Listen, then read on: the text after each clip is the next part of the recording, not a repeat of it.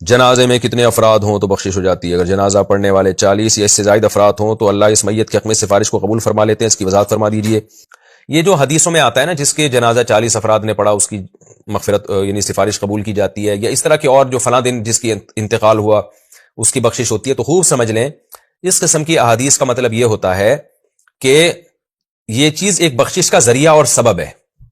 اس کی مثال ایسے ہے جیسے کسی ڈاکٹر نے یا کسی حکیم نے کوئی دوا بنائی اور یہ اعلان کیا کہ جو یہ دوا کھائے گا اس کے جسم میں طاقت آئے گی، تو کیا مطلب جو بھی کھائے گا طاقت آئے گی؟ ظاہر ہے نہیں۔ میں اور آسان کر دیتا ہوں، شہد کے بارے میں سارے ڈاکٹر حکیم کہتے ہیں کہ جو شہد کھاتا ہے اس کے جسم میں طاقت آتی ہے، تو اس کا کیا یہ مطلب ہے کہ جو بھی کھائے گا طاقت آئے گی؟ ہرگز ایسا نہیں ہے۔ شوگر کے مریض کھائیں گے تو طاقت کے بجائے بلکہ اور زیادہ نقصان ہونا شروع ہو جائے۔ تو جیسے کوئی اناؤنسمنٹ ہوتی ہے نا کہ یہ چیز کھانے سے یہ ہوتا ہے، اس کا مطلب یہ ہوتا ہے کہ یہ چیز طاقت کا ایک ذریعہ ہے بس۔ باقی ایک آدمی میں کمزوری کے اتنے سارے اسباب ہیں کہ طاقت کا ایک ذریعہ پھر اس کے لیے کافی نہیں ہوتا۔